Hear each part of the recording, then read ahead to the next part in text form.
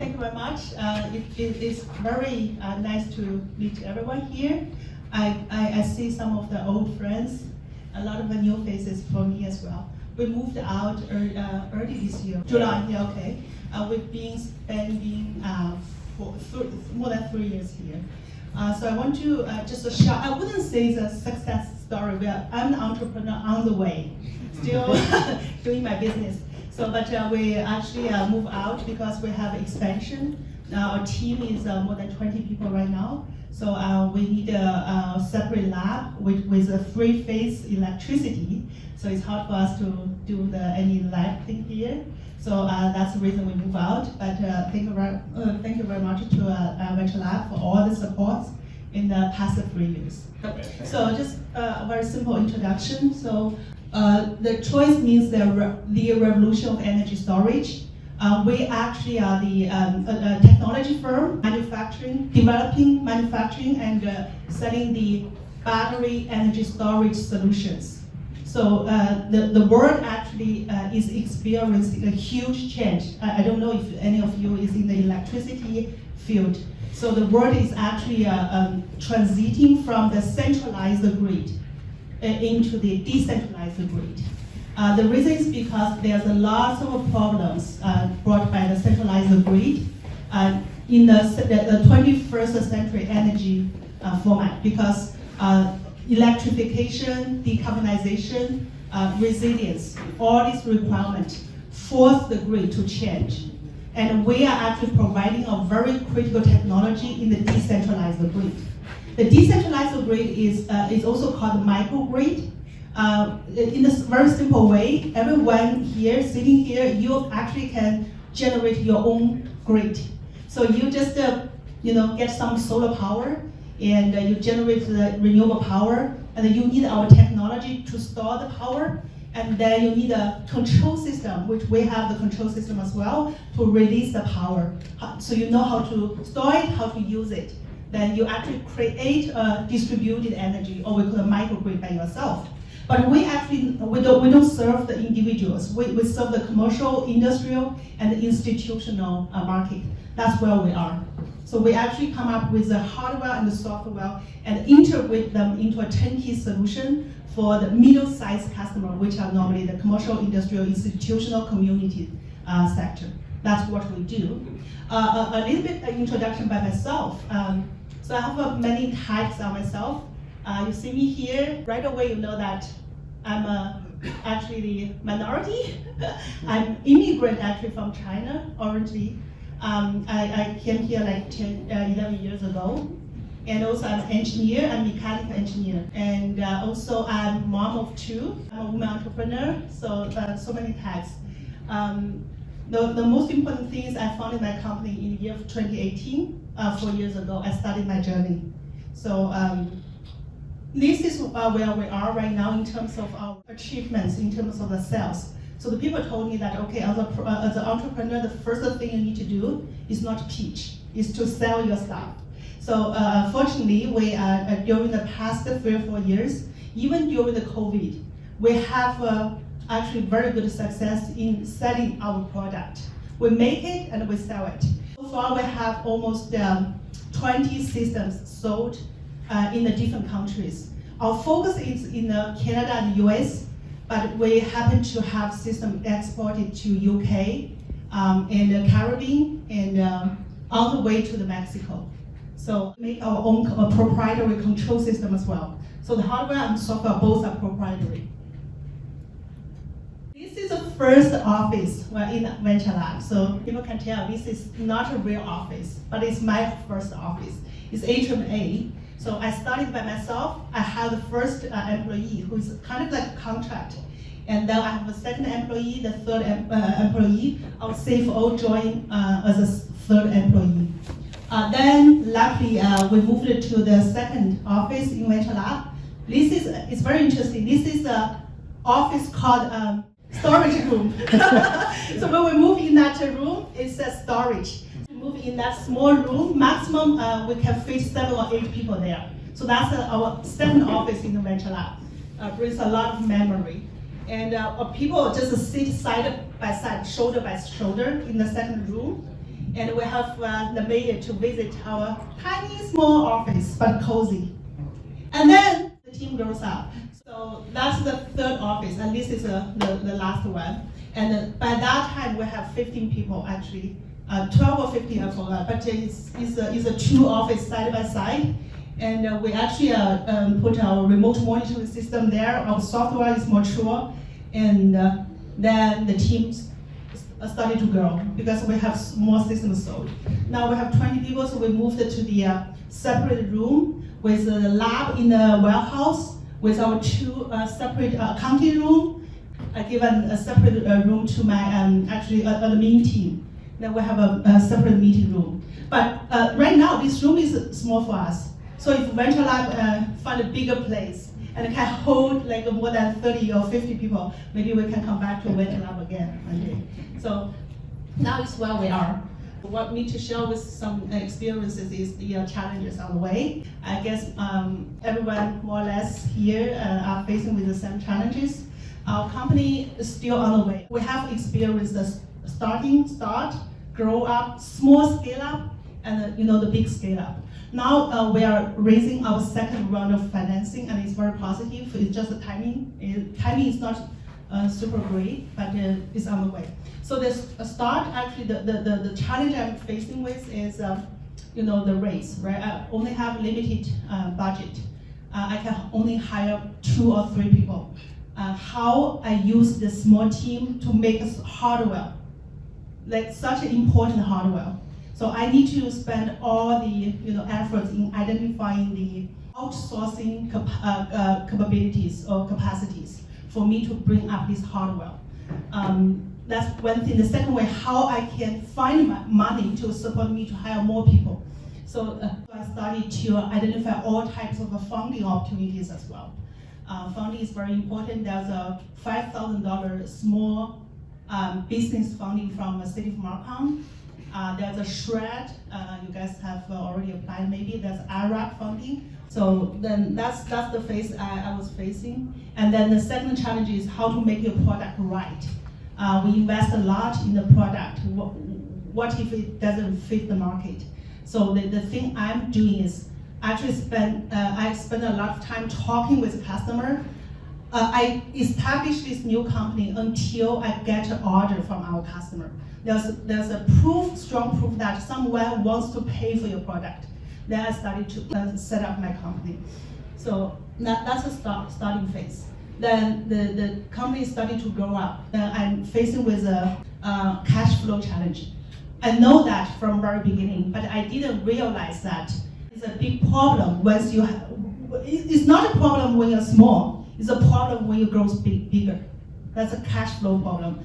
Because you have a lot of the different spending, administration, marketing, sales, traveling, the R&D, and then you have limited income, right? So how to manage your cash flow, at least 6 months you need to know you have money to pay for your employee. That's a challenge we're facing as well. Especially for us, we need to pay money for the inventory.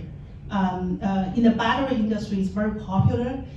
You need to buy a minimum inventory. So our original financial model doesn't account for that inventory.